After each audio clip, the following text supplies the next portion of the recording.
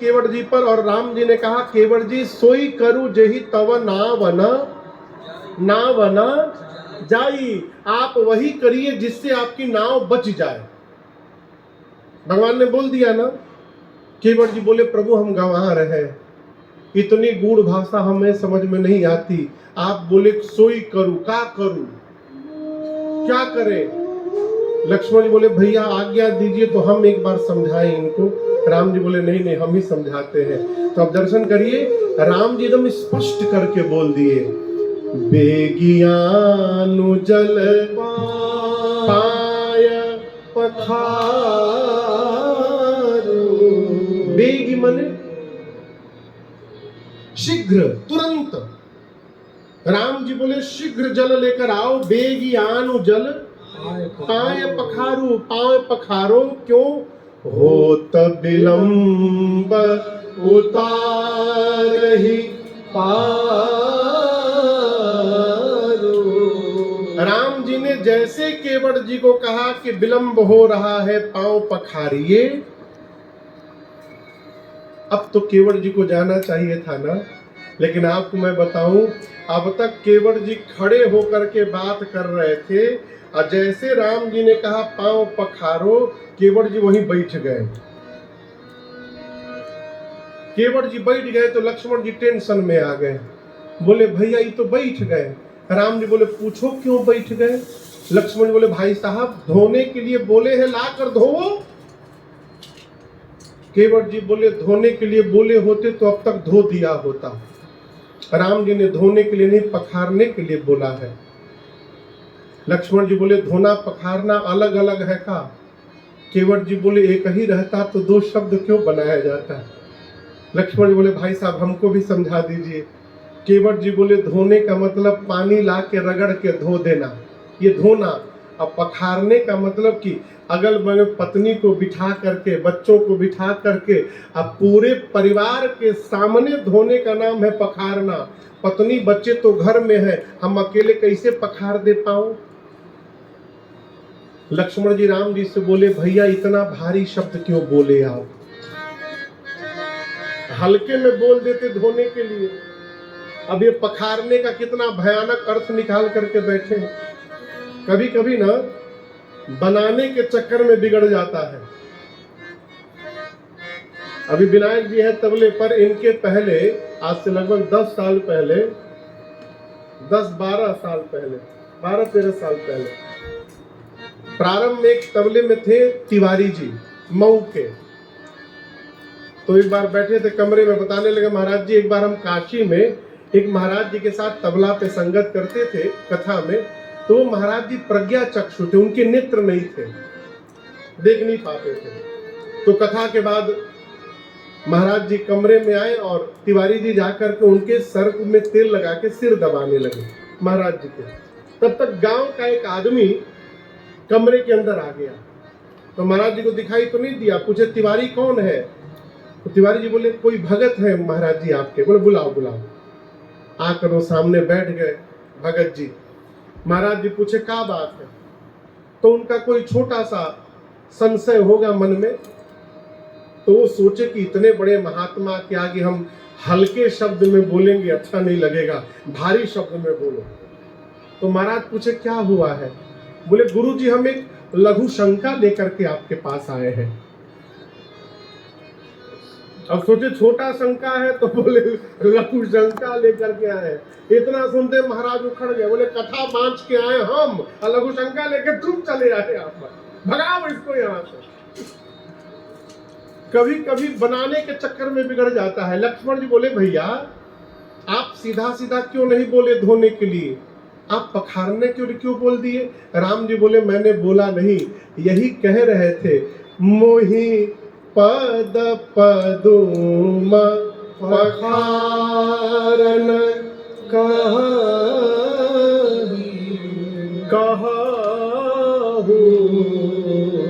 ही कौन बोला, ही कौन बोला। समझवा खोल के बैठिए, लिखा है ना उसमें मोहि पद पदुम पखारन कहूं। कहीं मतलब पहले कभी कहे थे, कहूं मने अभी आप कहिए, बुझाता।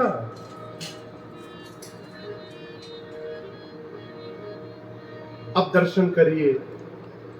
केवट जी चाहते हैं कि पूरा परिवार यहाँ आ जाए। राम जी आज्ञा दे तो मैं जाके घर वालों को बुला कर लाऊं। लक्ष्मण जी खड़े हैं, भैया इसको जाने नहीं देना है। 3 घंटा बर्बाद कर दिया है, न जाने जाएगा कब आएगा, नहीं आएगा कौन भरोसा। नहीं नहीं जा, कहीं नहीं जाना, तुमको तुम अकेले धोगे। अब राम जी के पास क्या समस्या, राम जी को लक्ष्मण जी का भी भाव रखना है, अब भगत का भी भाव रखना है। तो लक्ष्मण जी से तो राम जी बोले नहीं नहीं कहीं नहीं जाने दूंगा इनको, नहीं कहीं नहीं जाना है। अब केवट जी को राम जी इशारा किया। वो स्वामी जी इसका संकेत करते कवितावली में, अरे प्रभु रुख पाई के, रुख मने आंख का इशारा। राम जी मुख से नहीं बोले, केवट जी बोले। जैसे भगवान इशारा किए केवट जी भाग गए गांव। लक्ष्मण जी बोले भैया बिना बोले भाग गया। राम जी बोले भाग गया तो हम क्या करें, भाग गया भाग गया। केवट जी गए गांव में, अरे बुलाई बालक घर ने हो, चिल्लाए गांव की ओर दौड़े, चुनवा मुनवा पुनवा कुनवा झुनवा, ये उनके बच्चों के नाम है। पूरा परिवार बच्चे सब बीच रास्ते में मिले। केवट जी बोले जल्दी जाओ, नदी के किनारे 2 पुरुष खड़े हैं, एक सांवले है और एक बोलिए गोरे। केवट जी सिखाए, गोरके के पास भूल कर भी मत जाना, ही इज वेरी डेंजरस। हर बात में बाण निकाल के खड़ा हो जाता है। सांवले वाले तो बोलते ही नहीं है, जाना उनको प्रणाम करके और चारों ओर से घेर करके बैठ जाना। पत्नी ने पूछा घेरना क्यों है? केवट जी बोले 3 घंटे से खड़ा किया हूं, 2 घंटा भी और करना है, घिरे रहेंगे तो भाग नहीं पाएंगे। केवट जी का परिवार आया, बंदी के चरण अचहु दिसि बैठे घेरी। चारों ओर से राम जी को घेर कर पूरा परिवार केवट जी का बैठ गया। केवट जी दौड़े घर की ओर, कौन सा बर्तन ले चले जिसमें पांव धुला जाए। कठौता देखें आप लोग, कठौता मैं पूछ रहा हूं, देखे कठौता कितना सुंदर न लोहा का होता है। हाँ हाँ हाँ, कई लोग हाँ हाँ कर रहे हैं। कठौता लकड़ी का होता है, लोहा का नहीं होता। किसका होता है? लकड़ी का। उसमें भी 2 तरह का होता है, कठौता और कठौती। जिसके किनारे का धार बड़ा होता है उसको कठौता बोलते हैं, और किनारे का धार छोटा होता है उसको कठौती बोलते हैं। केवट जी सोचे यदि कठौती ले चलूं तो कठौती स्त्रीलिंग है, यदि जड़ी बूटी का जादू चल गया तो लड़की बन जाएगी, औरत। नहीं नहीं, कठौता ले चलता हूं, पुल्लिंग है, जादू भी चलेगा तो लड़का बनेगा। और यदि कठौता लड़का बन गया फिर मैं काम करूंगा, नदी के किनारे एक ऑफिस खोलूंगा और उसी लड़के से दिन भर नाव चलवाऊंगा और रात को हिसाब लिया करूंगा। छोटा कठौता, बड़ा कठौता नहीं। कैसा? अरे छोटो सो कठौता भरी आनी पानी गंगा जुगो। इतना छोटा कठौता लिए थे केवट जी कि उसमें राम जी का केवल एक ही पांव आएगा। जैसे गंगा जल लेकर आए और लक्ष्मण जी कठौता का साइज देखे तो लक्ष्मण जी आग बबूला, भैया जानबूझ के छोटा लाया है ये। केवट जी बोले लक्ष्मण जी, छोटा आदमी का सब सामान छोटा होता है। आप जिसको छोटा कह रहे हैं ना, मेरी दृष्टि से जब देखिएगा यही आपको बड़ा दिखाई देने लगेगा। हमारे घर का सबसे बड़का बर्तन यही है, हम क्या करेंगे? छोटा कठौता लेकर के आए, बोले राम जी अपना दाहिना पांव रखिए। राम जी रखे, केवट जी रगड़ के धोए, अब पूरा पानी पी गए। कहे प्रभु लेफ्ट बाकी है, अभी बाया, अभी जाता हूं पानी लाने।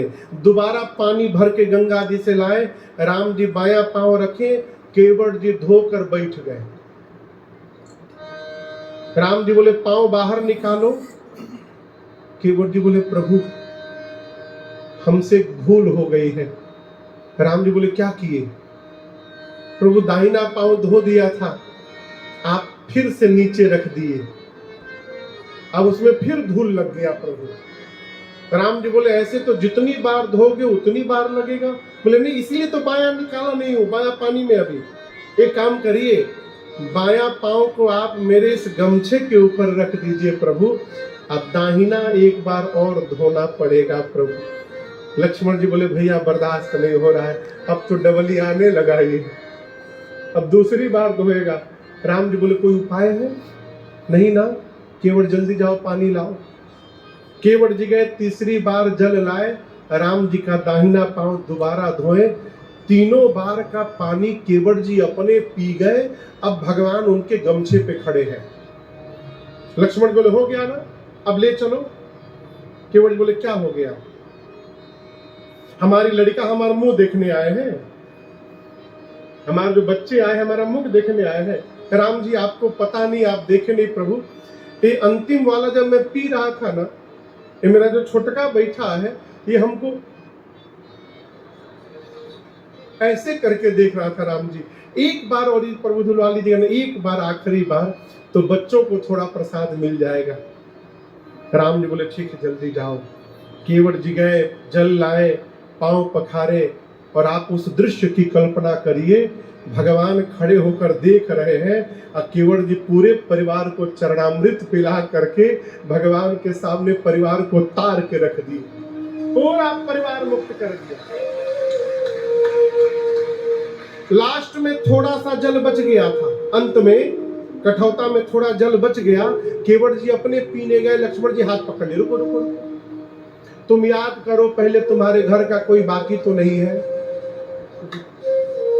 कोई रिश्तेदार छूट तो नहीं गया। केवट जी बोले सब परिवार तो यही बैठा है, तो अब तुम पी जाओ।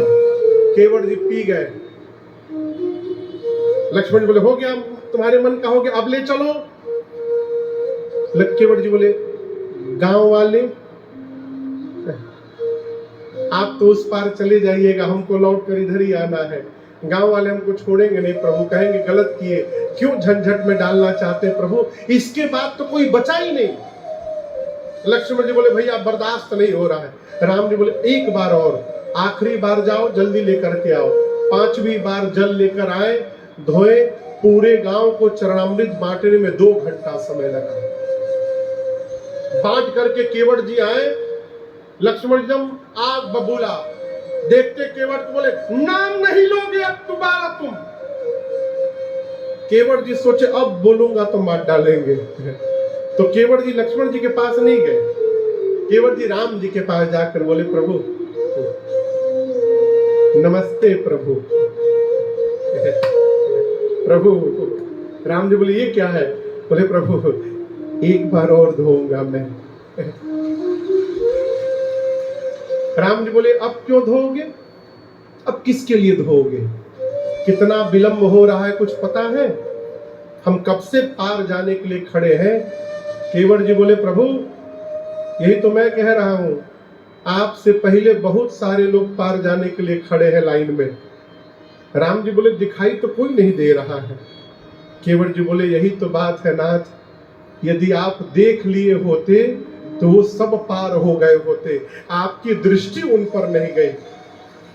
हमारे सारे पितर फंसे हुए हैं, सारे पितर हमारे फंसे हैं नाथ। जो स्वाद मेरी जिह्वा को मिला है वही स्वाद मैं आज अपने पितरों को देना चाहता हूं नाथ, एक बार और पांव धुला लीजिए। भगवान ने अनुमति दी और केवट भैया, केवट राम रजाय सुपावा, केवट राम रजाय सुपावा, पानी कठवला वैलियावा, पानी कठवला वैलियावा, अति आनंद उमगिय अनुरागा, अति आनंद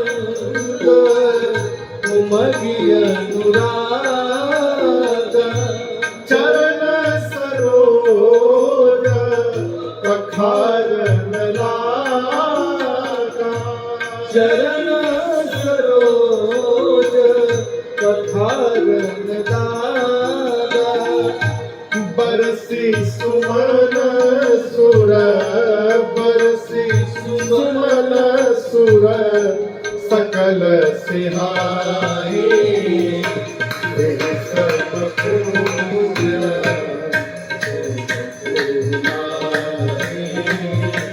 तेरे सब फूल